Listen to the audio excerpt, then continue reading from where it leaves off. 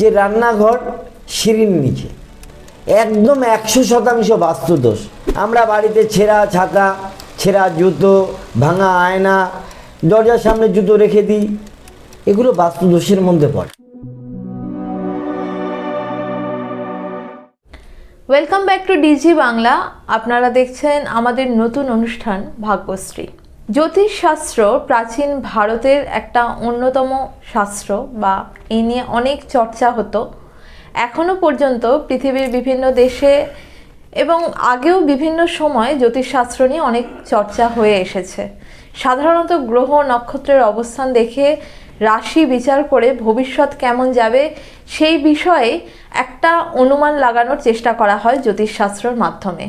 জ্যোতিষশাস্ত্র নিয়েই আজকে আমাদের এই অনুষ্ঠান ভাগ্যশ্রী। আমাদের সঙ্গে আজকে আছেন নবদ্বীপের জ্যোতিষবিদ শ্রী তারক শাস্ত্রী। নমস্কার। নমস্কার, জয় মা অভয়কালী।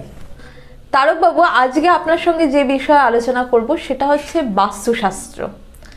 এখনকার দিনে বাস্তু নিয়ে কিন্তু মানুষের মধ্যে একটা অ্যাওয়ারনেস তৈরি হচ্ছে। যারা নতুন করে বাড়ি বানাচ্ছেন বা ফ্ল্যাট কিনছেন বা বাড়ির ডেকোরেশনের সময় চেষ্টা করেন যে বাস্তুটাকে মেনটেন করতে। আপনাকে প্রথমেই জিজ্ঞাসা করবো, এই বাস্তুশাস্ত্র কতটা ইম্পর্টেন্ট?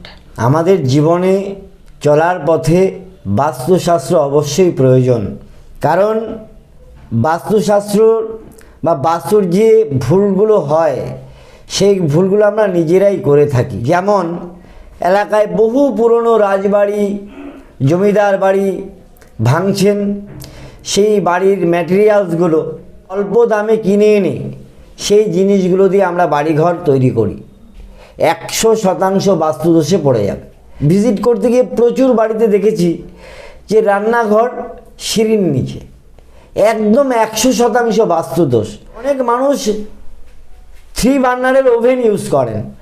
আমরা বাড়িতে ছেঁড়া ছাতা, ছেঁড়া জুতো, ভাঙা আয়না, দরজার সামনে জুতো রেখে দিই, এগুলো বাস্তুদোষের মধ্যে পড়ে। বাস্তু ভুল থাকলে, বাস্তুতে নেগেটিভ থাকলে একটা মানুষের মৃত্যু পর্যন্ত হতে পারে। এবং ইনকামের জায়গায় আপনি যত টাকা রোজগার করুন না কেন, মাসের শেষে কিন্তু আপনি ঋণ হয়ে যাবেন। হ্যাঁ, বাস্তুটা যে কতটা জরুরি সেটা তো আপনি বললেন, কিন্তু ধরুন অনেকেই আছে যারা বাড়ি অনেকদিন আগেই বানিয়ে ফেলেছে, কিছু দোষ বা ত্রুটি হয়তো হয়েছে তাদের পক্ষে বাড়ি এখন বদলানো বা বাড়ি ভেঙে ফেলা সম্ভব নয়। সেক্ষেত্রে এমন কি কোনো রেমেডি আছে যেটা তারা করলে পারে তাদের দোষের প্রভাব অন্তত কিছুটা কমতে পারে? অবশ্যই রেমেডি আছে।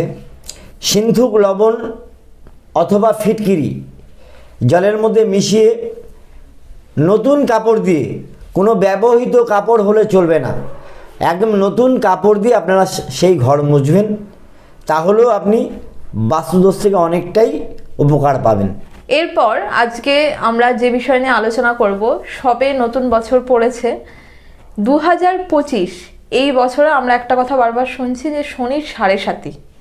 এই শনির 7.5 জিনিসটা কি এবং কোন রাশির ওপরে এই বছর তার প্রভাব পড়তে চলেছে সেটা যদি একটু বলেন। 29শে মার্চ মকর থেকে শনি মহারাজ কুম্ভে প্রবেশ করবেন। 29শে মার্চের পর মকর রাশির জাতক জাতিকারা শনির 7.5 থেকে মুক্তি পেলেন এবং কুম্ভ রাশি 3য় চরণে প্রবেশ করলেন শনির 7.5।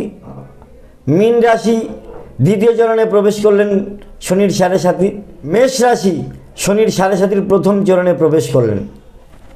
এই যে যারা শনির 7.5 প্রকোপে আসতে চলেছে বলছেন, যে সমস্ত রাশির জাতক জাতিকারা, তারা কি কি এমন কাজ করতে পারে যার ফলে তাদের ওপর শনির 7.5 প্রভাব একটু কম হতে পারে? দেখুন, কিছু তো টোটকা রয়েছে, সেই টোটকাগুলো ব্যবহার করলে অবশ্যই জাতক জাতিকারা ভালো থাকে। যেমন অশ্বত্থ গাছে জল প্রদান করা, রাস্তায় কালো কুকুর, কালো গরু, বিভিন্ন পশু পাখিকে আপনি খাদ্য দান করুন। প্রত্যেক শনিবার বিশুদ্ধ নিরামিষ খাবে। কাজলের কৌটো শনিবার যে কোনো আম গাছের গোড়ায় পুঁতে দিয়ে আসুন, তাহলেও আপনি শনি মহারাজের দিকে আপনি আশীর্বাদ এবং সুদৃষ্টি আপনি পাবেন।